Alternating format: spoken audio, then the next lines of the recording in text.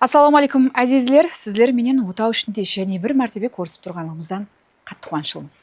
Ассаламу алейкум. Бүгінгі советіміз көпшілік абитуриенттер үшін жүдә қызықты болады деп ойлаймын. Соның үшін бізді тамашалауды давам еттің. Һәм әлбетте бүгінгі мейманымыз көп қырлы, бір сырлы инсанлардың бірі. Халық арасында танылған мұғалім, қазіргі заманауи тілде айтқанда репетитор, намуна оқу орайының басылығы, директоры Алишер Құтылмұратов. Ассаламу алейкум. Енді бүгін бізді мейман етіп шақырған екенсіз. Әмеңізге шын көңілден рахмет. Еліміз әмеяқта тыныш болсын, абадан болсын, дастарханымыз толы болсын.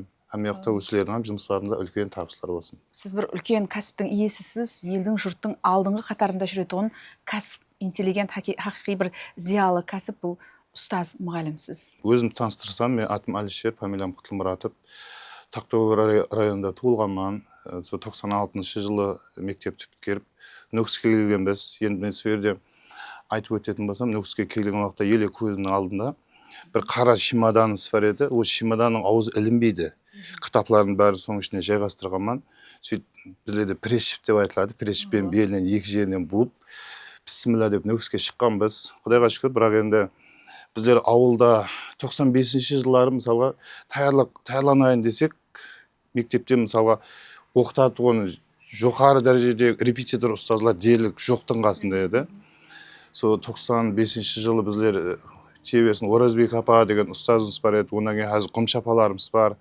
Солар біздерде Тақтөбе районында 3-ші мектеп, Өтенбетов деген мектеп бар. Соған барғанбыз, біздер оқытын ілтимас еткен кезімізде 5 адам болсаңыз оқытамыз деген, біздер 2 едік. Сонымен және де қастарымызға жігітлер, қызлар деді, ұлыма 6 болдық. 6-ымыз таярлықты басладық. Сонан біздердің өйде химия, биология бойынша таярландық. Онан кейін арадан азырақ уақыт өтті. Онан кейін Нүкіске келдік. Біздер енді 95 жылдың күз айларында таярлық басылған болатын болса, 96 жылы мектеп біткер 15 жүйен.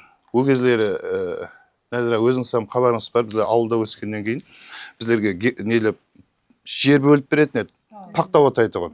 Әркімге, мысалға, әр балаға 1 гектардан жер бөліп береді. Сол жерді отап тапсырғаннан кейін барып, аттестатыңды қолыңа береді. Оған шейін қолыңа аттестат береді. Менің де мектеп бітірген уақытымды есіме салдыңыз, 95 жылы мен де сөйтіп келіп едім да. Сол тезірек пақта неге адам жіберіп, үйдегілер тезірек бұл оқуға кетсін. Себеп бұл уақытлар репетитор деген заттың өзі жоқ еді ғой. Жоқ еді. Ұлыма таза жөнеліс. Педагогикаға не қылдайды. Оқуға кіру индустриясына кіріп кеп отырған бір таза жөнеліс еді да. Сөйтіп, енді үйдің атрапындағы майда балалар жинап, бір 2 күнде болдық. Сөйтіп, мектепте Үхметулла деген дене тәрбиесінен беретін мұғаліміміз бар еді. Сол жерімізде тексеріп, болды, аттестатыңызды аласыз деп рұқсат берді. Нүкіске келдік. Нүкісте енді алдын біздерде база азырақ бар. Нүкіске келіп біздің давам етуіміз керек. Сонда Арал Өтегенов деген классласым. Сол екеуміз таярландық. Ұлыма енді айтатын болса, біздерде енді сабақлық 5-ші класстан басталған ботаника деген кітап. Біз енді ізлеуде қалып қойғаннан кейін біздерге теманы коллегияльше оқуына рұқсат берді. Мысалға, мына темадан мына темаға шегенде балаларға тапсырма берілетін болса, біздерге сол аралықты оқуымыз шарт, бірақ бастан бастап және оқуымыз керек. Енді 4 күнде бір кітап жауғанбыз та, ботаника кітап. Сол кездер барудан ауылдан келгеннен кейін біздерді ондай емес деп балалар ойлайтын екен, өз 1 аптаға барғаннан кейін өз алдыға шықтық. Бірақ енді өмірде әр түрлі не болады да, мен сөзде соны айтып өтейін. Мысалға, қайғылы оқиғаларым болады. Мен өзім 79 жыл болатын болсам, әкем 58 жыл. Мысалға, ел ядында 4-ші июль күні біздің документлерді тапсырдық. Папам қайтты, ертесін азында ал деді, сондай деп районға шақыртты. Өз барсақ, папам тоғырып қайтыс болып қалған екен. Енді қарам, мектепті біткеріп документ тапсырған күнім ертесі еді ол. Енді сондай қайғылы уақиғаларым болады ғой, енді оқуға деген қызығушылық есет қалмады. Бәрібір ағайын туысқандар айтты, барып таярлан. Олма енді бұл жерде өздеріңіз білесіздер, Нәзира мысалға тесттің результаты 20 август күні шығады. 20 август күні шығатын еді, сол 20 август күні папамның Қырғызстанда садақасы болатыр еді. Енді әмме результат шығып жатыр деп кетіп жатырыпты, мен баратын жағдайда емеспен, себебі үйде сондай садақа болатыр. 21 күні бардым. Азы қымуға бардым. Барсақ енді әмме результаттарын көріп болған. Тек бірінші болып кірген адамды іздеп жатқан екен да. бірінші болып кірген екенмін. 17 жасар уақытыңызда сол енді нүкіске қадам қойып, жаңа үмітлерменен сол күтілмеген musibet сол әкеңізден айырылып қалғанын сездіңіз. Себебі ол ұзақ ауырып, бір дәртке шалынып алған адам емес, аяқ алыстан сол қапа болғансыз да. Енді бұл 17 жасар бала үшін бұл үлкен ауыр musibet та, түскіндікке түсіп қалатындай жағдай болады. Бірақ білуімше сіз үйіңіздің тұңғыш перзентісіз. Һәм жауапкершілік болған сізде. Қалай бұл ситуациядан, бұл жағдайдан шығысқансыз? Қалай өзіңізде күш тапқансыз? Енді Ләззат тура айттыңыз, енді ол ансат емес. Мен өмірімде мысалға ол жағдайды енді бір ешкімнің басына самасын, енді бір мысалға мен үлкен кемпір апам бар, 2015 жылы 85 жасына шығып қайтыс болды. Мені үйге апарған уақытта ал кемпір апам ауырып жатыр екен деген затты айтты да. Енді мен көшеге кіргеннен жағдайды білдім. Үйге кірсем кемпір апам турымда отырған екен. Мен мысалға ал сол кезде анам папаңнан айырылып деген кездерде сол өмірімде бірінші мәрте көзімнің алды қараңғыласып кеткен. Менің бір жетіскенлікке жетісуім бірінші себеп әкем. Себебі әкем маған сондай тәрбиені берген. Тәрбиені әмме уақытта бәрібір ұл баланы әке тәрбиелайды. Ұлдам қыздам әке тәрбиелайды. Бірақ мен соны айтайын дегенім, әке көпшілігінде баланың қасына бірге ертіп жүрсе, өмірдің әмме затын көреді. Өмірдегі қиыншылығын, басқасын, бір жерге барасаң машина бұзылады, оны оңлауың керек. Мысалы, сондай затлар болады. Мысалға, Нәзіре айтайын деген, бізде ауылда өскеннен кейін оторуға баратын ек. Сөйтіп папам айтады, жарысамыз ба дейді, жарысамыз деймін. Сөйтемін де өлгеніп білмей орып кетемін да. Деп қойсақ, бізге 14-15 болып кетеді. 3-4 бізге аз қойып, бала мен ұтып кеттің дейді да. Мысалға, мен сөйтіп мотоцикл айдау, трактор айдау, әмме затты үйретті.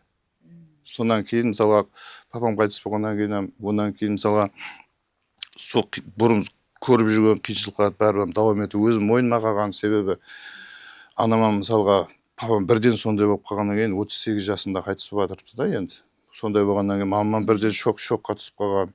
Һәм біздердің үйіміздің тәрбиесінде әммесін әкем әмме затты не қылып соған үйреткен. Мамам енді үйдің жұмысында болғаннан кейін мамам онша біле бермейді. Бірақ енді Құдайға шүкір әрекет етті. Онан кейін мысалы мен өзім онан кейін Лиза деген қарындасым бар. Мен өзім таярлап университеттің биология факультетін біткерді. Қазір Тақтакөпірде тестеп жатырыпты. Онан кейін Роза деген қарындас бар. Онан өзім таярлап оқуға кіргіздім. Ол химия факультетін біткерді.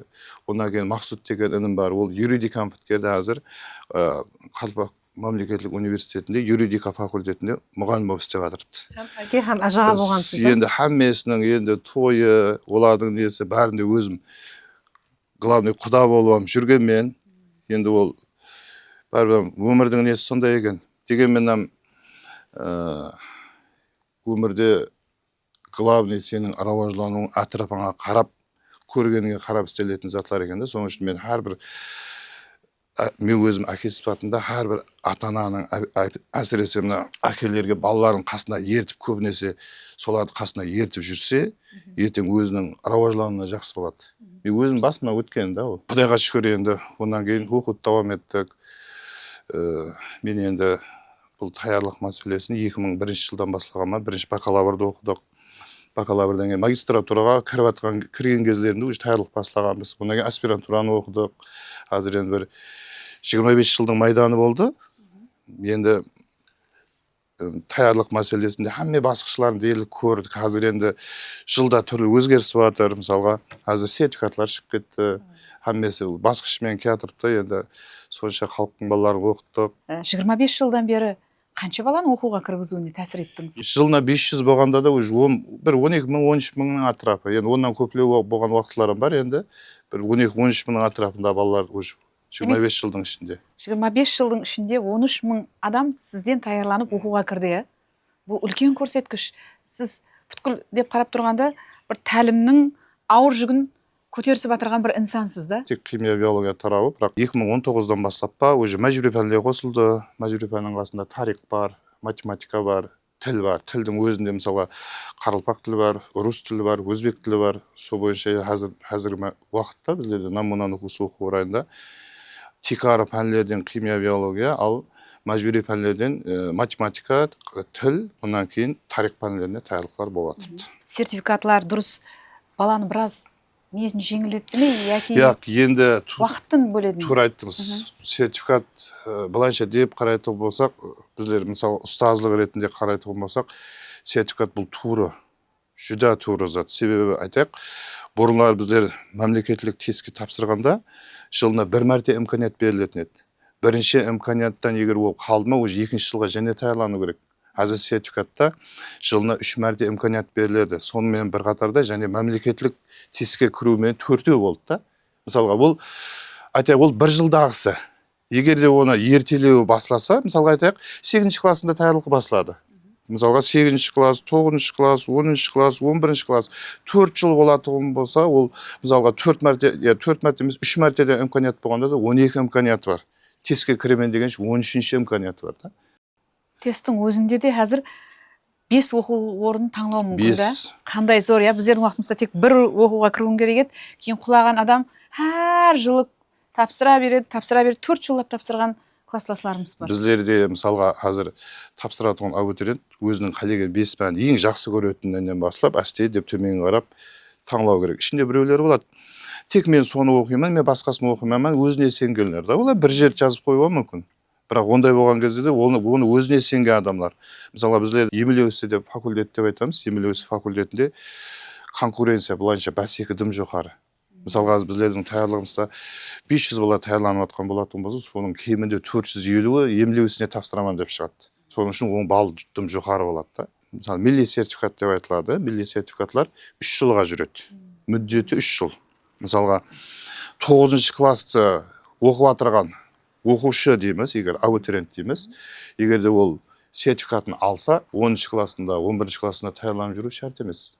Ол не қылады? Мысалға 5 пәннен сертификаты бар деп есептесақ, аттестат деп айтамыз, аттестатты бәрібір алу керек. 11-ші класс біткергеннен кейін аттестатын алады, документін тапсырады, бірақ тестке кірмейді, партаға барып отыра береді. Жаңа 5 жер таңдау дедік қой, соның қалегенін таңдайды болған.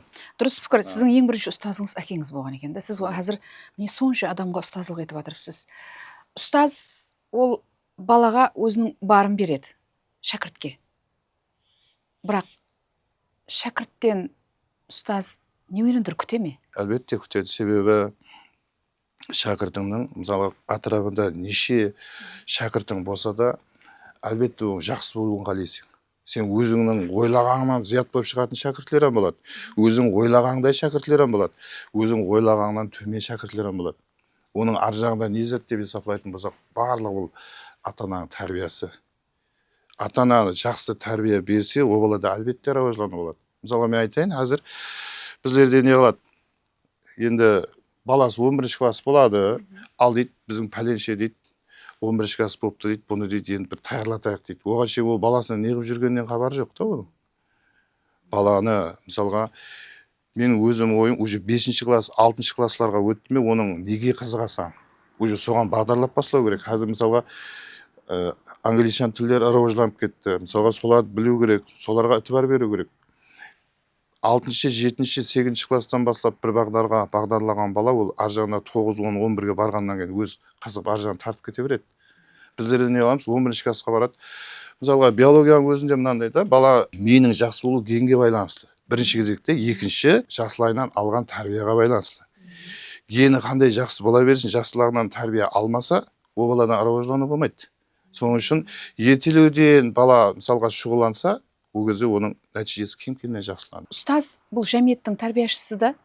Ұстазлар жәмиетте біздің миллеттің генофондын тәрбиелеп береді да. Біздердің алтын фондымызды. Себебі қазір дейлік Өзбекстанда әр жылы 500 мыңнан артық бала бітіреді екен да мектепті. 500 мың адам мектептен көшеге шықты. Я олар оқуға кіру керек, я бір жерде кәсіп иелеу керек. Не өтір болу керек ол 500 мың адам, 500 миллион адам да, әр жылы 500 миллион адам бітіріп жатыр. Әр жылы 1 миллион бала туылады, статистикаға қарасақ. Қарақалпақстанда да туылу жүде жоғары әр жылы. Келешек деген зат бар. Мінекей сол мәністе қарағанда сіздің алдыңызға міне әр күні ата-аналар балаларын алып келеді. Ата-ана әкелмесе де өзі келеді. Қандай енді бұл балалардың аяқ алысы, себебі бүгінгі әулет асығыс әулет қосатаман да мен қандайдыр. Тура айттыңыз, қазіргі әулет бәрібір неден ақ белгілі әсте кем-кемнен, мысалға жоғары оқу орындарынан бал кем-кемнен көтеріліп жатыр. Бұл конкуренция басекі. Қайсысы мысалға айтайық, өту балл қандай болады дейміз. Бұл өту балл бір белгіленген балл жоқ. Мысалға айтайық, ана жерде 10 оқушы бар дейік. 10 оқушының ең төменде тұрған 10 адам алатын болса, ең төменде тұрған 10-шы өту балл болып есептелінеді. Мысалға соның үшін медицина тарауында, юридика тарауында, экономика тарауында балалар аспанға шығып көтеріліп жатыр. Не үшін? Себебі сол тарауға таярланғанlar, мысалы юридика тарауына таярланса, мен юрфакқа тапсырамын дейді, балл жоқ көтеріліп кетеді. Мысалға біздерде химия биологияға таярланатын балалардың дерлік 95% медицина деп таярланады. Соның үшін балл ойды жоғары көтеріле береді. Онан кейін мысалға английский математикада болатын болса, экономика дейді. Олардың балл көтеріле береді. Соның үшін бәрі конкуренциядан келіп шығады. Енді мен бұл жерде бір айтайын дегенде, мысалға бала тәрбиесінде мен әзір деп көргенмен бірінші кезекте бағанада айттым ғой, әкенің рөлі ұлы. Бізде айым бір кемшіліктер бар. Мысалға бір ата-аналардан сұрасақ, мамасы біледі ғой дейді да. Ең қате зат сол. Ең қате зат сол. Себебі әке, ұлы болсын, қызы болсын, бірінші тәрбиесін өзі қадағалау керек. Мамасы соған атқосшы болып екеуі біргелікте істеу керек. Бір мысал етіп айтайын, менде мысалға оқушылар болады. Бір бала қандай да бір ішкі қағидамызды бұзды деп есептелайық. Мысалға сабаққа кешігіп келді, ямаса үйге тапсырмасын орындамады, бір ескертіп айтылады. Екінші мәрте оны қайталаған бала, значит, о баладан кейіннен қасиет шығу сәл қиындау. Мен екіншісінде айтамын. Яқшы демен сен ата-анаңды шақыраман демен да. Сөйтіп олдырып айтады. Яқшы болды, майлы шақыра берің дейді. О баладан еш уақытта жақсы қасиет ізінен шықпайды. Себебі ата-анасынан ол айылып тұрған жоқ ол. Ата-анасы келгенде де ертесіне созат істей береді. Және істейтін болса, оны тайырлықтан шетілетуге мәжбүрміз. Енді екінші бір жағдай, мысалға. Ал ата-ананы шақырамыз десек айтады. Мұғалім дейді, бір мәрте кешір дейді. Енді қайтып істемеме, папа мама білмесін дейме, о бала жақсы болып кетеді. Мен енді өзлерімізде неше жылы тәжірибемізде көргенімізді айтып жатырмын да. Соның үшін және бір сөзде бір айтайын дегенім, мысалға біздердің қазіргі осы моментте қандай ең қиын тәрбиедағы балалар кімдер екенін айтатын болсам, енді мысалға біздерде мынандай жағдайлар болады. Үйдің үлкен баласы болған бұрын, я үйдің үлкен қызы болған, сөйтіп біздерде қазір ол зат сәл азайып кетті, бірақ мынау кемпірдің баласы, қарының баласы дейді де, тек папа мамасы не десе де яқ болды, біздің бала үндемей деп қоя береді. Ата-анасын қанағыңқырамайды да, олар екінші дәрежеге шығып. Енді арадан уақыт өтеді. Уақыт өткеннен кейін бәрібір бұл өмір деген баяғы ата менен апа әлеміне өтеді. Енді баяғы хақиқи әкесімен шешесіне қалады. Өмірде тыңламайды оған. Енді мен хаммесі деп отырған жоқпын ол жерде. Дұрыс. 70% сондай. 70%. Себебі бұрынға ол үлкен өсемен дегенше папа мамасы оған бір шетпеген, бір ауыз бақыра алмаған, кемпірдің баласы, қарының баласы болып жүре берген. Олар деп ойлайды. Hamma уақытта менің айтқаным уж бола береді деп ойлайды. Деген ой бар. Сол кітте бір зат не болса, ол деп ойлайды. Баяғы апам менен атам бар кезде ондай емес еді. Енді маған неге өйтіп жатырды деген зат болып қалады да. Мен енді көбінесе көріп отырған жағдай. Онан кейінгі екінші тәрбие және қиылау болатығын әсіресе әкелері шетте жұмыс істеп жатырғанлар. Қазақстан, Россия дейміз ғой. Көпшілігі сондай. Оларда да бәрібір балаға деген әкенің тәрбиесі үлкен ол. Біздерде не қыламыз? Ана мысалға hamma уақытта мен көпшілік нелерге де айтамын. Оқушыларға да неге де папасы қаттылау болып не қылды ма, мамасы қызының тарепін алып кемшіліктерін жасырып бастайды.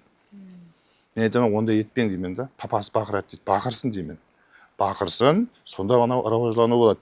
Себебі оның кемшілігі жасыра берсе, ол бір кемшілік қосады, ол ертең үлкейеді ол. Ондай ашықпен істеп қойғаннан кейін ол жерде бір проблемалар шығып қалуы мүмкін да енді. Демек, қазір мен сіздің гапыңыздың рамаузінен сездім, қатаңлық пенен педагогиканы алып барады екенсіз да, өзіңіздің методыңызды. Енді қараңыз, сөйде бір зат айтайын. Қазір біздерде мобильный телефонсыз өміріміз бір қасымыздан телефон жоқ болып қалса, бір мүшеміз жоқтай болып қалады рас да. Қазір бәрібір телефон керек, бірақ абитуриент халқы үшін мобильный телефон керек емес. Мен өзім таярлығымда әлбетте телефон болуы шарт, бірақ кнопочный телефон. Қадымқы интернетке кірмей тұғын. Мен айтамын, үйінің ішіне айтамын, телефон сразу жоқ қыласыз, қолындағы телефон аласыз. Мен хайран қаламын да. Мысалға, қазір енді кем-кемнен еп кетті, бұндан енді 4-5 жыл бұрын қызлары, балалар қиямет телефонларды алып жүреді, папа мамасы келсе, олар кнопочный телефон ұстап жүреді да. Мен айтамын, мына кнопочный телефонды деймін. балансқа берің деймін. Ана баланстың телефонын сілер алың. Себебі абитуриент халқы үшін бұл мобильный телефон уақытының бәрін ұрлап қояды. Біздерде айтады, интернеттен көреді, интернеттен таярланады. Мысалы, біздердің таярлығымызда өзлерімізде. Әмме затты өзлеріміз интернеттен не зат керек, сабақ уақытта қандай болу керек, не қылу керек, әммесі біздер тетрадта, доскада сөйді көрсетілді істелінеді. Ол телефон ұстап жүрген адам бұл уақытын ұрлатып қояды. Мысалға айтатығым болсақ, мобильный телефоны бар бала бар деп есаптайық, екеуі простой бар. Простой телефон ұстап жүрген баланың екеуінің дәрежесі тең болса, анау 1-2 айдан кейін әлбетте анадан бірталай алдыға шығып кетеді. Әзірен жаңада айттық қой, бәрі сертификат болып кетті дедік қой. Сертификат мәселесінде айтып өтетін болсақ, сертификат 6 дәрежеге бөлінеді. Мысалы, С сертификат деген бар. С сертификат дегенде әмесі процентпенен балалар есапталады. С сертификатта мысалы 30 тұраудың 21-22 дұрыс болады. С плюс болатын болса 23-24 дұрыс болады. Онан кейін Б деген сертификат бар. Б-да 25-26 дұрыс болады. Онан кейін Б плюс деген бар. Б плюсте 27-ден 29,5-ға шейін дұрыс болады. Ал онан кейін барып А сертификат, А плюслер 100% дұрыс болады. Енді біздерде сертификатта мен өзім тәжірибемде ең жақсы химиядан, биологиядан А деген дәреже алу үшін кемінде 1 жыл уақыт керек. 1 жылдан ам көплеу. 1 жыл ең біздерде рекорд нәтиже химия бойынша А дәреже алу 1 жыл 1 ай болды. Мысалы айтады, 3 ай тәрланады, 4 ай тәрланады, 5 ай тәрланады, ол С плюс деген сертификатларды ала береді ол. Мысалға айтайын, сертификат мәселесі бойынша 500 адам тапсырған деп есаплайық. Соның 500 адамның раш моделі есапланады. Соң әлбетте 250 сертификат алады. 500-дің 250-і қайтсе сертификат алады. Енді соның ішінде мысалға айтайық, 250-дің 150-160-тай С сертификат алады, С плюс деп келеді. 500-дің іштен А ямаса А плюс сертификат алады. Көп болса 5-еу я 4-еу шығады. 6-ау шықсын яқшы. Соның үшін А сертификат алу ансат емес, А сертификат алу үшін 1 жылдан зиятлау таярлану шартта. Бірақ енді бір жақсы жері, сол сертификатты алды дейік, уже ол 3 жылға жүреді. Мысалға, химиядан алды, 3 жылға шегім жүреді. Биологиядан алды, 3 жылға шегім жүреді. Онан кейін мәжбүри пәнлер бар. Мәжбүри пән, математикамыз бар, қарпақ тіліміз бар. Онан кейін барып, тарихымыз бар. Оларда ең төмен жаңа айтып атпаңыз, С дәреже. С дәрежені алса да 10-ға 10 дұрыс бола береді да. 10-ға 10 дұрыс болады. Бірақ біздерде әзір химиядан Б плюс алды деп есапталайық, ол 29,5, 29 сондай болып қалуы мүмкін, процентіне байланысты. Бірақ ол А сертификаты 100% дұрыс болады. Сол сертификат алған 9 класс оқушылар арасында біреуі өзіңіздің қызыңыз намына. Біздер таярлықты 7 класстан бастағанбыз да, 7-ден.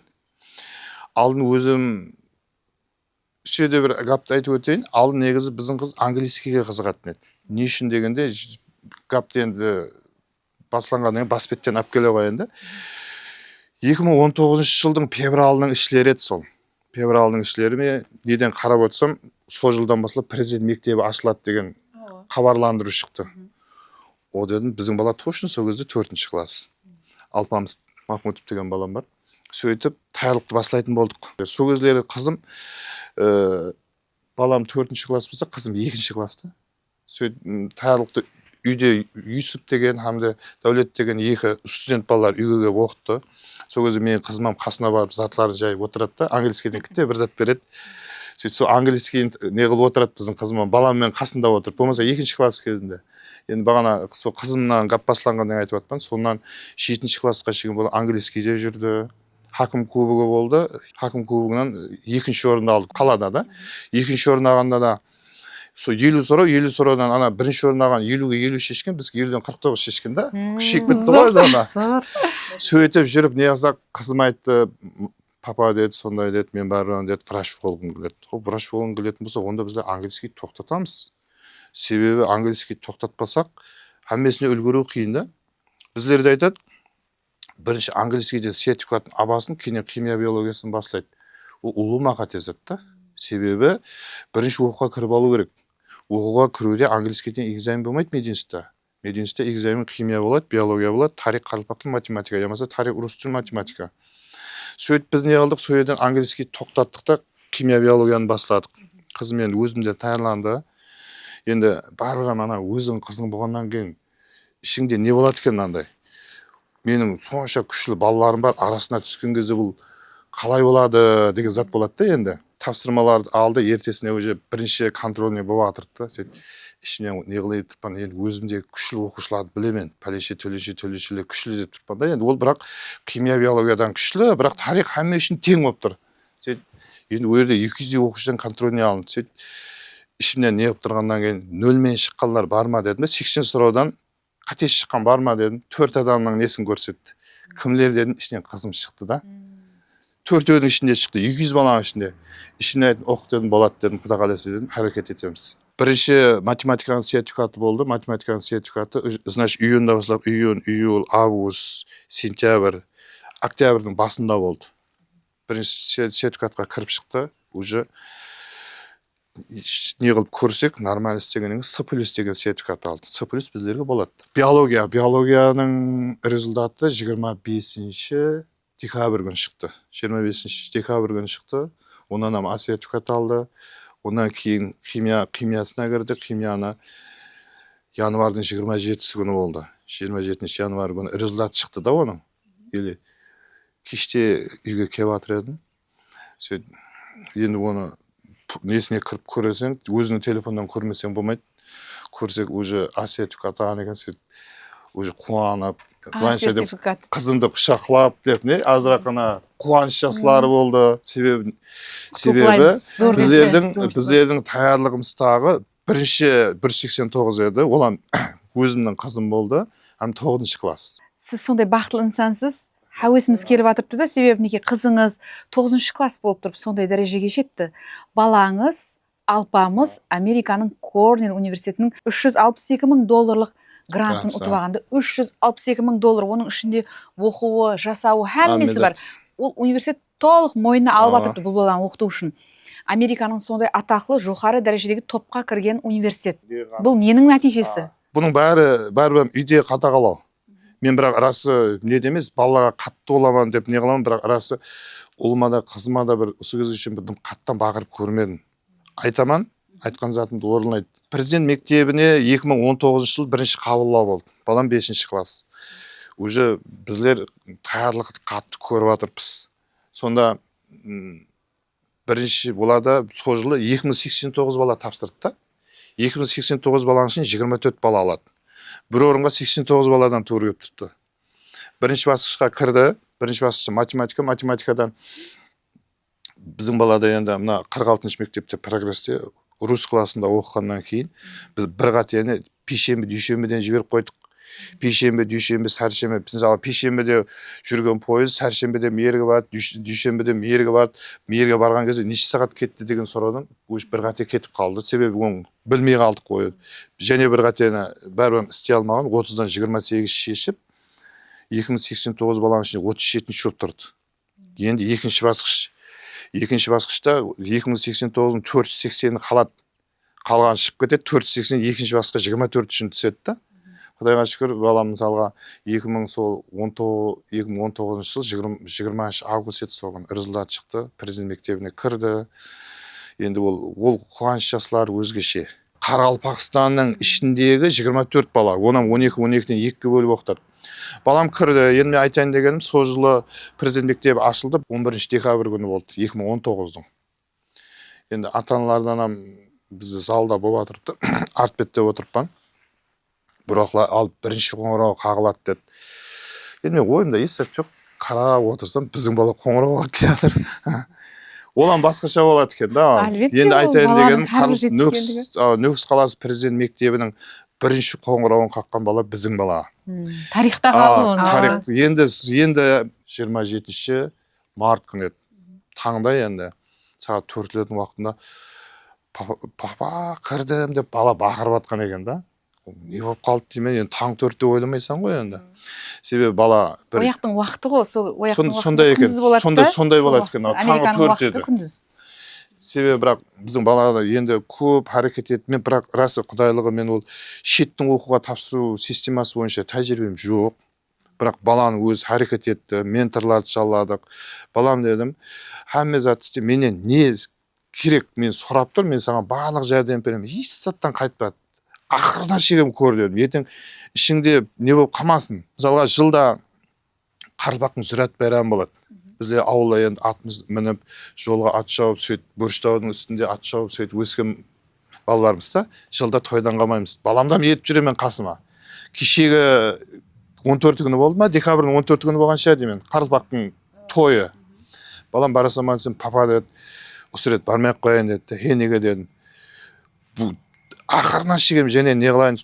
Егер де екінің бірінде кіре алмай қалсам, сол күні мен бармай ақ қоюым керек екен деп, ішімде пішайманшылық болып қалмасын. Ақылы бала екен бұл. Сізге ұмтылғанда. Егер де ақырына шейін көрейін, егер сонда да кіре алмасам, өзім өкпелемеймін, ақырына шейін көремін деді да. Енді соңыра сөйтіп 27-ші, оның алдын айтқандай, Гонконгта дүнияда 54-ші орында тұратұғын бір оқу орнына да кіріп еді. Гонконг политехнический университет, экономика, финанс дегеніне де кірді да. 54-ші орында. Енді бірақ бала енді өзінің қалеуі Америка еді. 27-ші март күні Американың результат шықты. Құдайға шүкір. Дүнияда 16-ші орында тұрады. Сонымен бірге бұл Dyson School дегеніне кірді. Dyson School, Корнелл университет дүнияда 16-ші орын. Оның біздің баланың кірген Dyson School деген факультеті дүнияда 2-ші орын. Бизнес, экономика, менеджмент деген қанегелік. Біздерде Пичак лига, англисшесінде Ivy лига деп айтылады екен. Дүнияда 8 оқу орны кіреді екен. Гарвард бар, Колумбия бар, Йел бар, сонымен бірге біздің балаға кірген Корнелл бар. 1900 жылдың ар жағында ашылған университеттер, Пичак лига дейді, соған 8 университет. Сол Пичак лигаға енді кірді. Бұған біздің баланың кіргеніне Корнеллге биыл 175 оқушы алған екен. 175 оқушының 155-ін америкалықлардың өзінен алған. Енді басқа 197 мемлекеттен 20 оқушы алған. Сол 20 оқушының ішінде біздің бала бар. Азиядан 2, Өзбекстаннан тек біздің бала бар. Қазақстаннан және бір қыз бар деді. Орайлық Азиядан 2 екен. Адамды өмірде hamma құтқаратұғын бірінші құтқарушы не? Ілім, білім бе, яки минет бе, яки аумет бе? Енді бұл жерде білім, минет, харекет деп атырсыз. Бірінші барбырам минет ету арқалы білім аламыз. Білім алуға минет. Мысалға білімді алсақ, онан кейін мысалға білім алсақ, минетін істесек, онан кейін барбырам жетіскерлік болады деген менен ауметам керек. Ауметсізден барбырам болмайды. Мысалға мен айтайын дегенімде, мысалға біздің бала папа дейді, мен кіру нелері қандай десем, жаңа оқу орнында папа дейді, харекет етіп атпаған. Мысалға біздің баланың айтайын дегенім, айлсы 8 балл, айлсы 8, онан кейін барып SAT 1550. Енді ол 1550 8 алу, ол үлкен минет. Үлкен дәреже ол. Біздің бала айтады, папа дейді, өйре 1000 адам тапсырған болатын болса дейді, соның 950-і 910-нан зиятлауында сондай дәреже бар дейді. Бірақ өйде ауметам керек деп айтты да. Енді жоғарғы оқу орындарына шетке кіру мәселесінде мен өзім айтатын болсам, білім, минет, аумет. Үшеуін біргелікте қоссаң, еш уақытта жаман болмайсың. Бәрібір алдағы қарап рауажлардың сонда болады. Оқу орайларының, әсіресе репетиторлыққа қаратылған оқу орайларының тек арғы мақсаты абитуриентлерді, бітірушілерді оқуға кіргізуіне жәрдем беру. Тура. Жаңағы кеше Шпакермен сөйлескенде медицина кепілік бере ала ма дегендей, абитуриентлер кіруіме кепілік бере ала ма екен деп келеді. Тура. Бүгін қаншел ансат болды оқуға кіру имканияты. Себебі бір уақытлар біз білеміз, тек қана бір университет, бір факультетке, бір бөлімге ғана тапсыра алады оны. Тура айттың саған. Және сол дәуірлерде сіз көргенсіз бункерлер дәуірі болған. Ішке кіріп шешіп береді оны еді, шпаргалка алып кіріп беріп шешіп кереді. Паровозлар. Паровозлар дәуірлерін бәрі не дәуірлерді көрмедік біздер. Бірақ біздер жеке өзім таза хадал тесттен кіргенмен да, менде жоғарғы баллменен кіріп оқып кеткенмен. Егер тест болмағанда, мен елеге шекем айтамын. Тест болмағанда мен қазір қай жерлерде жүрер едім. Әркім әртүрлі айтады да, бірақ тест ол 100% әділ. Қазіргі моментте, қазіргі уақытта сертификат шықты. Ол 100% әділ. Ол ешкім мысалы шеттегі адам әркім әртүрлі айтуы мүмкін. Мен өзім пікірімде біздер енді сонша балалардың арасында көріп жүрміз, 100% әділ. Сіз жаңада айтып жатсыз, бункерлер деп жатсыз. Ондай олар болған ертелі 15-14 жылдар болған. Бірақ енді озат әсіресе Ташкентте, Ташмелерде дым жоғары еді ондай затлар. Себебі не үшін дегенде біздердің сол уақытлар Ташкенттен, Анжан, Аманғаналардан келіп біздерде таярланатын еді. Біздерде таярланады, сөйтіп өздеріміздің сүйеді мединстің өзбек группасына тапсыратын балалар қызлар болған. Ташкенттен алгоритм деген жерлерден бір қызлар келіп таярланған. Жақсы білімі бар, біздерге мединстімізге бюджетке кіріп кетті да. Енді қазіргі онан кейін деп келдік, мысалға тест мәселесінде қазір павильонларда болатын болды. Павильонларда болатын болғаннан кейін уже ондай затлардың барлығы дерлік тоқтады. Әркім өзінің біліміне сенеді. Білген адам істейді. Қазір мысалға біздерде де білімді бақылау агентлігі hamma жер 100% камера. Кейінгі уақытта мына тестте үлкен өзгерістер болды. Бұрын тек бір жерге тапсырып, жығылдың ба, болды, қайтадан бір жыл таярлану еді. Қазір ондай емес. Қазір дым жастар үшін үлкен имканият, 5 жерді сайлайды. 5 жерді сайлайды. Өзінің ең жақсы көретін қандегілігінен басылап төмен қарап сайлайды. Мысалға біріншісіне кірмесе, екіншісіне кірмесе, үшіншісіне кірмесе, төртіншісіне кірмесе, бесіншісі. Ол жерде мысалға біздердің өздерімізде документ тапсырғаннан кейін қазір мысалға бал шығатын болды. Қазір және имканият бар да. Мысалға бірінші документін тапсырады, сөйтіп тестін тапсырып алады, онан кейін бал шығады. Бал шығып болғаннан кейін барып кіретін жерін таңлайды. Онан кейін сертификатларым шықты. Мысалға қазір қараң, сертификатта 9-шы класс оқушылар, значит, студент болу имканиятына ие. Себебі 3 жылға жүреді да. 3 жыл. Кіріп қойыпты да? Уже оқуға кіріп қойыпты. Олар 5 пәне сертификатын алды ма, уже аржағында басқа затларын таярлана беру керек. Президент әр жылы Қарақалпақстанға 10-нан артық квота береді да. Сіздей мұғалімдерге, ұстазларға бұл қаншалық позитив кіріп біздерде мысалға қараң, бұрынлар мысалға біздерде еш оқудан 90%-дан төмен болып көрмеген оқуға кіру көрсеткіші да. Себебі не үшін біздерде баста бір апта оқытамыз, сөйтіп контрольный алып көреміз, контрольнан төмен болып қалған балаң ата-анасын шақырып жағдайын айтамыз, алып кетсеңіз алып кет. Бірақ енді олар не демейді, 1 ай 2 ай таярланып көрсін. Қазіргі моментте қосымша квота берілгеніне байланысты біздердің нәтижелеріміз 100% болып жатыр. Жығылған адамның өзі жоқ. Себебі өздерімізге кіре алмай қалса, вилаятқа кетіп жатыр. Бұл абитуриенттер үшін үлкен имканият ол. Қаншада бүгін жеңілдіктер бар, преференциялар бар? Біздерде ең қиыны алдын лицензия алу еді. Біздер лицензияны Davlat test markazi емес, Ташкенттің өзінен, ДТМнің өзінен барып алатын ек. Ол жерде ДТМнан лицензия алған кезде сенің оқу қолданбаң, hamмасы бойынша тексеріледі ол. Мысалға мен өзім 3 мәрте қайтқанмын, уже өтпей қала береді. 4-ші мәртесінде барып лицензия алғанмын. Ол лицензияда 3 жылға берілетін еді да. 3 жылға берілетін еді. Ондан кейін уже кейінгі лицензияны біздер 2020-да алдық. Ол шексіз деген лицензия да, без ограничен. Бұрынлар 3 жыл, онан кейін 5 жылға беретін болса, қазір шексіз бір лицензия алдың ба, ол жүре береді ол. Бірінші біздер үшін ең үлкен имканият. Сонымен бірге қазір шетлерден оқу орынларын ашсаң, үлкен субсидиялар беріп жатыр. Президентіміз тараптан үлкен бұл оқу орайларына деген үлкен имканиятлар беріліп жатыр. Бұлардың бәрі жақсы, соның есебінен оқу орайларында рауажлану бар. Әрбір адам сол 11-де сол алдына мақсат қойып, жұмысын бастаған уақытында, мысалы үшін сіз сол балаларды оқытып, репетиторлықты бастаған уақытында қандай да бір алдыңызға мақсат қоясыз, ой пікіріңіз болады. Енді арадан жылдар өтіп, олар өзгерді ме? Мен мысалға менің өзімде айтып отырпан ғой, бірінші өзімнің 4 оқушыдан таярлық бастағанбыз, соның ішінде өзім қарындасым бар еді. Мысалы деп қарайтұғын болсақ, әркімнің өзінің таңлау жолы болады да. Мысалы мен таңлау жолым мынандай болып басталған. Мен таярлығымда болады, адам санына емес, мен сапаға қарағанмын да. Мысалға 30 оқушы алдымызда болатұғын болса, 30 оқудың ішінде дым болмайтұғыны болатын болса, не оламыз біздер? 1 мәрте айтамыз, 2 мәрте айтамыз, 3-шінде де болмайды ба, ата-анасын шақырып аламын. Мен сол бана баланың қолынан келмей тұрыпты. Сіз ертеңгі күні нәтиже шықпай қалса біздерге қапа болуыңыз мүмкін деп баланың қаламасын ата-анасына ертіп жіберіп, мысалға айтайық, 25 оқушымен қалдық. Нәтижеде 25-ің 25 кіреді да. Онан кейін не болады? Біз кейінгі уақытта сондай зат шықты. Сол жерге барсаң оқуға кіресің деген да. Мысалға 2019 жыл қабылдау басталған кезімізде бір күнде 1684 бала келді да. Бір күнде 1684. Бір күнде 1684. Біздер оны сыйғыза алмай қалдық.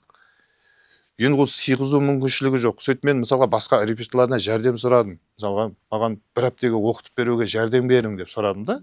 Мысалға олар келіп оқытады. Онан кейін барып контролдан өткенлерін алып қалып, қалғанларын өздерінің мұғалімдеріне қайтады. Мен оның 1694-тің бәрін оқыта бермеймін. Бір мектепті ғой. Оқыта бермейсің. Ол себебі ертеңгі күні бар, оған жауап беретін жері бар. Ол квота саны ол кездер қазіргідей емес. Ол кездер квота аз. Аз да. Мысалға орын бір 600-700 орын болып тұрған болатын болса, 1600-1700 баламен барсаң, ол 3-тен 1 жығылып кетеді да. Ертеңгі күні ата-аналардан қолайсыз болып қалады ғой. Себебі әмбеде ниет етіп келеді. Құдай қаласа үсері көрсе оқуға кіреді деп келеді. Жақында бір IT компания ашқан бала бар, бір айда $70,000 табады екен. Мен енді ол ақында очерк қылуға бардым да, сөйтіп айттым да, ол қалай сен бұл дәрежеге жеттің десем айтады. Мен ауылда мал бағатын едім, мал бағудан құтылу үшін IT-ға сол неге оқуға тапсырдым, ішіне кірдім дейді да. Міне қазір мен сондай дәрежеге жеттім, ата-анамды әр жерге Ташкентке әкеп қойыппын, нандай қымбат машиналар әперіп қойыппын, наврағым нандай әр айда өзі шет елдерде отырып істей береді да. Қалеген мемлекетіне барады, компьютер. IT-ға не бір компьютер, бір стол, бір ми керек оған. Бәрібір қиыншылықты көріп өскен бала жақсы жасау үшін күресуде бәрібір білім хақиқи құралда. Әмме затта мен не үшін айтып отырмын, әке қасына ертіп жүріп көрсету керек. Бір зат, мысалы, мен өзіме де бір зат сатып алатығым болсам, қасына әлбетте балам детіп жүремін. Көрсін деймін, ол өзіне болып атқан жоқ, бейнетін көрсін, қадірін білсін. Екі жақтан бір қошқар келді кішкентай. Балама бақтырамын да, президент мектепте 6-шы күн келеді, 5-ші күн кешке келеді, қала күні қайтады. Сөйтіп бұл нахан қошқар болып кетті екеуі. Сөйтіп біреу-біреумен дүкісе береді да олар. Сөйтіп бір күні біздің бала шағаны дүгіп алған. Ой деді, нан жоқ қылың деп шықты ол, не? Сөйтіп мен баққан бала. Сөйтіп мен не қылдым, қоңсым бар, соған айттым. Ондан кейін бізде бір жорам бар еді, сондай машинамен былай шұғыланады, мал тасиды ғой. Біздің алпамыс балам 3 сапарынан сатып қайтың дедім да, мен жұмыстан қолым тимейді. Сөйтіп базарға барып тұрған, сөйтіп екеуін 1,800,000-ге сұрап атқан. Біздің бала 2 миллионға беремен деп атқан да. Сөйтіп бір уақылар папаңмен сөйлесейік деген. Біздің бала кішкентай 5-ші класс, 6-ші класс ба? Папам деген өзің сатып қайта бер деп, бұндай неге араласпайды ау деген да. Сатып қайта бер деп жібердік қой енді. Мамаңмен сөйлесейік деген, сөйтіп громкіге қойған. Мама деген. Мына қошқар деген 1,800,000-ге сұрап жатыр, мен 2 миллионға бере жақ едім, громкім. Мамасы айтады дейді, 500,000 болса да беш бері қайтып әкелмейді. Өзің дүккеннен кейін бибіл берсе де оған сауданы бұзып едік қой. Сауданы бұзғанда өйерде оны қараған бала, қараң, егер де ол балам қарамағанда бар ма, сұрағанда береді де қайтатын еді. Айтайын деген, енді біздің бала бермеймін деп атқан. 2 миллион болса беремін. Енді ана қоңсым алып келді қасында. Ондан кейін барып біздің жаңа жорам бар ғой, машинаға барған. Олар аналарға болысып кеткен да. Алпамыс бере қойса, Алпамысты бір өзі алып себебі олар алып қайтса, ендігі базар күні және әкеледі ғой ананы да. Мысалға бұл жерде мен нені айта жақпан. Ол 5-ші класс бала бола берсін. Ананың минетін көрді да ол. Соны бақты ғой. Соны мен қаншаға сатқан? Сол 1,800,000, 1,900,000-ға сатқан шығар. Мен ол жерде оны не қыла жақ емес пе? Себебі баланың ол жердегі өзінің істеген минеті болғаннан қадірін біледі. Жаңа сіздің айтып отырғаныңыздай, мал бағудан мияққа шығып айтишник болып кеттім деп, бәрібір ар жағында минет. Ата-ана сыпатында менді бір сұрау қинайды да. Менің қызым мысалы үшін 10-ші класста оқып жатырыпты. Мен қалер едім, мысалы үшін қызымның сол репетиторға қатынап, сол уақытын сол терең сол бір пәнді өзестіруін. Бірақ біздерде сондай бір мәселе, машқала пайда болады. Мектептің уақытында репетиторға бару туры келмейді. Мүмкін емес. Енді бір уақытлар келер ме? Бәлкім келеді шығар сондай дәуірлер. Мектеппенен біргелікте сол мысалы оқу орайымен біргелікте шартнама түзген халда сол ол баланың оқуға қатынасы мәселесі шешіледі тұғын, ұнамыздар екен. Ол мәселе бойынша біздер алдынан көп біздерде жиналыстарда көп жиналыстар болып тұрады ғой енді. соларда көп айтканбыз. Бирок ол боюнча барбыр мектептин расписаниесин репетиция эч убакта өзгөртүп жибере алмайды. Просто репетитор не болу керек? Өзүнүн убактын сол мектептен бос убактына колайлуу. Мисалга биздердин өзлөрүбүздө айтайык, азанда биздерде азанда группа 8:30 башланады. Түштөн кийин группа 2:30 башланат. Азанда 8:30 башланган группа уже 12:30 чыгат.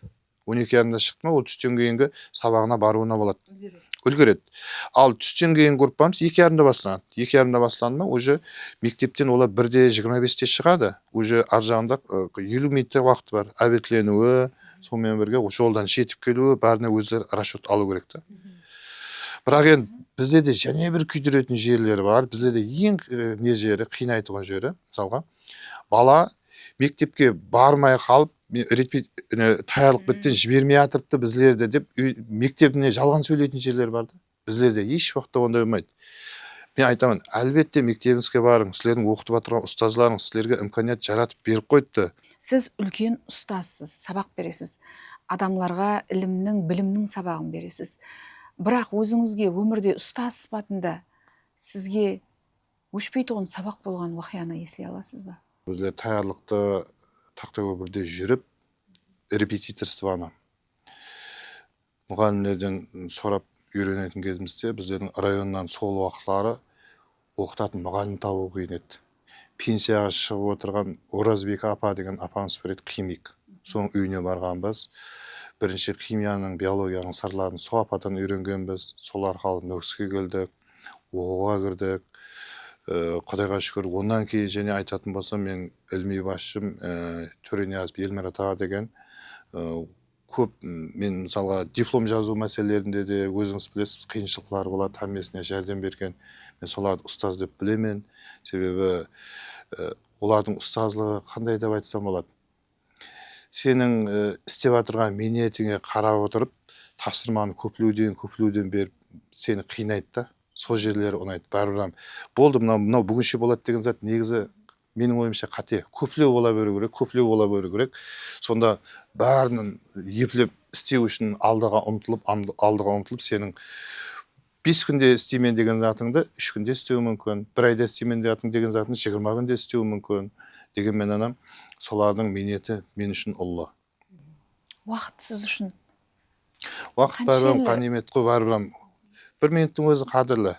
Соның үчүн хамма затты истеген убакта, мисалга, канча убакта истөөгө болот. Мен өзүмдө сондай принцип бар да. Мына убакта мына зат истеймен, мына убакта мына зат истеймен. Бир кезелер сондай убакытлар болот. Барбам, мен өзүмдө сондай түндө бир затларды планлаштырып кетемен. Азанга чейин уйкулай алмай калатын убакытларым болот да. Барбам, сол плановый истеген жакшы деп ойлоймун мен да. Режели жасаган жакшы. Барбам болуу керек. Режеде өзлөрүбүздүн максатларыбызга жетишкенден кийин барбам косумча изинен жакшы натыйжелер болду. Мисалга азыр мен айтып отурмун, кызым уже 9-класс болду, калган жагында английскийни окусун. Эгер ол 11-классқа чейин жүрө бергенде ол английский косумча жүк болатын эди. Улум Кудай кааласа мисалга шетке кирип атып, онун максатлары көп да. Мисалга эртең Америкадан келип, Өзбекстан, Кыргызстан үчүн мындай затларды истеймен, мына убакта мынаны истөөм керек, мына убакта мынаны истөөм керек деп атып, ниетлерине жетсин. Булардын баардыгы үйдөгү дастархандын башында отуруп сүйлөшүлгөн кезде айтылып чечиле турган затлар го. Соның үчүн ол кызымыз менен чай үстүндө отурган кезде де мисалга ушундай жакшы өзүңнүн өмүрдө болгон вакыяларыңды, кай убакта мындай катечилик жибермөө керек, мээнет этүү керек деген затларды балаларга жашылайынан үйрөтүп барсак, калган жагында тартып кетет. Мен өзүм тажрыйбамда көргөнмүн, баланы 5-класс, 6-класс болду ма, уже бир багдарга багдарлоо керек го. Сол убакта бала өзгөрөтүн убакыт. Даярдык нечинчи класстан башталган? Даярдыкты менин оюмча энди 7 саал эртелөө болот. 8ден баштасак болду. Мисалга 7ден бала кичкентайлоо башка, баланын кичкентайлыгына байланыштуу эмес ол. Жашка карамайт го зат. Жашка улуума карамайт. Просто баланын аракетине, себеби не үчүн карамайт? Бизде балам сазы 8-класс болду. Бизлер даярдык маселесин баштаган кезде 5-класстан баштайбыз. 5 бар, 6 бар, 7 бар. Мисалга да. Соның үчүн 5-6 класс, уж 7ге барган кезде уж бир багдарга кызыктырып, уж 8-класс, 9-класс даярланды ма, уже 10-11-де мама папа мен уже даярдалмай кете берейін деп даярданып тұрады. Мысалға мен бір кездері мен ауырмайтын адам болмайды, қызымда мен енді балам президент мектепте болғаннан көпшілігінде не қылып қаламын, қызымның мысалға бір кезде температурасы шығылады, не қылады, мамасы айтады ауырыңқырап тұр дейді да. Мен айтамын не қыламыз деймін, папа дейді хотя тесім шешіп не қайта қоянса дейді да. Ол не үшін? Себебі ол о теманы жақсылап оқыған, өзіне сеніп тұрды, ананы істей алатұғынлығын. Егер ол істей алмайтынын біліп тұрғанда папа бүгінше қала берейін деген болар еді. Себебі балаға біздер созат үйретуіміз керек те кішкентайынан. Олардан қандай үмітлеріміз бар екенлігі, мысалға мениет етсең қандай болатұғынлығы, созатларды біздер үйретіп барымыз керек. Сонда баланың рауажлануы, ертең өзіне деген сенімдігі, папа мамасына деген қандай жауап қайтару керек екенлігін сонда қадір қымбатын біледі. Баланың қалеп сұраған затының бәрін әпере бермеу керек ал. Мен өзімде сондай. Менде пәлен зат аламан дейді ме, мен о зат керек пе, саған керек емес пе, көремін да. Мысалға бола ма болмай ма, бағанада айттым ғой, қызым мысалға 2 жыл кнопочный телефонмен жүрді. Мысалға 7-ші, 8-ші, 9-ші класс 46-ші мектепте со телефонмен жүрді. Оның классында ондай телефон ұстап жүрген адам бар жоғын білмедім, бірақ қызым онdan ұялмайды. Рахмет. Қызым ұялмайды онdan. Себебі папа дейді, мен мақсат етіп қойдым, папа құда қаласа дейді, бұл телефонның орнына таза телефон әперемін деп уәде еттіңіз, ол үшін емес дейді, мен қанша ертелеу әрекет сертификат алуым керек. Мысалға мен егер де сол телефонды қолына бермегенде ол 2 жылда ол нәтижеге жетіспес еді, ол 3 жылға қарап кететін еді. Уже 1 жыл созылатын еді да, арман қарап та. Ұстазды не шаршатады өз? Не қуантырады? Ұстазды бірінші қуандыратұғын өзлерінің оқушыларының жетіскерлігі. Бірінші қуандыратұғын. Шаршататынам, қинайтынам, жаңа дұрыслап әрекет етпейтұғын. Оқушылар бәрі оқушы ғой. Әрекет ететін оқушы қуандырады, етпейтұғыны қапа қылады. Себебі біздер есігімізден деп атылағаннан кейін мейірде неше оқушы болатын болса, солардың барлығының құдайым жақсы болып кеткей деп бәріне тіленіп тұрамыз. Мен бір затқа хайран қаламын да себебі. Бағана айттым ғой, характер дегенне хайран қаламын. Мысалға, мейірде 100 оқушы болатұғын болса, арадан бір ай өткеннен кейін олар 100 оқушы бір асте бөлініп бастайды. Бөлініп бастағанда достар тауып бастайды біреу-біреуден, не? Деп қарасаң, жақсы оқитын, жақсымен оқитынмен дос болып кеткен. Ішіндегі жаңағы алдайтұғын, басқа қылатұғын, екі сөйлейтұғынлар біреу-біреуін тауып алған, әммесін біреу-біреуіне жақынластырады да. Хайран қаламын мен созатқан, мысалға. Балықшы табады деген не? Мысалға, бұрынлары ертілеуде тез ядылайтын уақытлар бар еді. Тез ядылаған кезде енді әммесінен бірме-бір сұрап үлгере алмайсың ғой енді. Сондан кейін не қыламыз да, болғаннан кейін біреу-біреуіне сұратамын да мен. Сеннен десең не қылмайды, сөйтіп мен не қыламын? Бір күні мысалға екеуіңіз біреу-біреуіңізден сіз мысалға 100 тез ядылаған болатын болсаңыз, бұл 100 тез ядылаған болатын, біреу-біреуіңізден сұрайсыз да. Сөйтіп бір күні айтады мысалға, сіз айтасыз, мен пәленшеден сұрамайман дейсіз да. Неге дейсіз? Ол дұрыслап оқымаған, отыра береді, уақыттың бәрін ұрлап болды дейді да мен. Мен дейді пәленшемен жұпыласаман дейді да. Сөйтіп екеуі біреу-біреуіне тема өтеміз, тестамды ядылататын уақытлар, ол уақытлар бар еді да. Бір күндерге қарасаң, екі ана дым қақпайтын біреу, екі шетте біреу-біреумен отырады, ана өзлерімен өзлері қашан тестідан болып сабақларын істеп кеткен, ана екеуі елеп отыр да. Сондай ана орталық бәрібір кеп шығады. Біздер айтады ғой, сен қандай екеніңді білейік десек, қасыңдағы достың. Әлбетте дұрыс зат. Рахмет сізге мазмұнлы сәубет үшін. Әлбетте сіз айтып отырған әрбір пікір бұл шын мәнінде өзінің өмірін жастарға келешекке бағышлаған хақиқи бір данышпан, креатив бір педагогтың, үлкен ұстаздың пікірі. Енді мен сонша жылдық тәжірибемнен келіп шығып, өмірдегі сонша балалардағы болған уақиғалар арқылы айтып отырмын. Әлбетте бұлардың бәрі өмірде болған затлар. Соның үшін бала тәрбиесінен шаршамайық. Біздер ұстаз деп айтамыз, ұстаз тәрбие беретін туры, бірақ оның арғы төркініне қарайтын болсақ, бірінші шаңырақтың мына дастарханның басында тәрбие. Ата-аналар балаларын үйінде тәрбиеласа, ұстазлар үйінен тысқарда тәрбиелайды, екеуі қосылса, мақсатқа муақ болады деп ойлаймын. Әлбетте тәрбие өлім я өмір мәселесі деп айтады. Міне сізбен бүгінгі сөhbetimizде осы балалар тәрбиесіне ахмет қарату қаншалықты дәрежеде жоғары шоқыларға ерісу имканиятын береді оны түсініп алдық. Әлбетте біздің достарымыз тамаша көйлерimiz де бүгінгі подкастымызда айтылған гәплерден өздеріне жұмақ шығарады, бала тәрбиясына қолданады деп ойлаймыз. Сізге мазмұны совет үшін ниетташылық білдіреміз. Сіздердің жұмыстарыңызда табыстар. Рахмет, біз сізбенен отау ішінде және келешекте бір жақсы нәтижелермен және көрісуді ниет етеміз. Әлбетте бізді көріп отырған әрбір тамаша көйге, әрбір ата-анаға тезірек уақытты өткізбестен балаларымен бүгіннен бастап істеуін мәслихат береміз. Себебі бүгін жоғары дәрежеде өзінің арзу арманларына еріскен әрбір инсанның артында кешегі оқыған кітаплары, ілімі, білімі тұрыпты. Және отау ішінде сізбенен ұшырасқанша деп қаламыз. Сау болыңыз.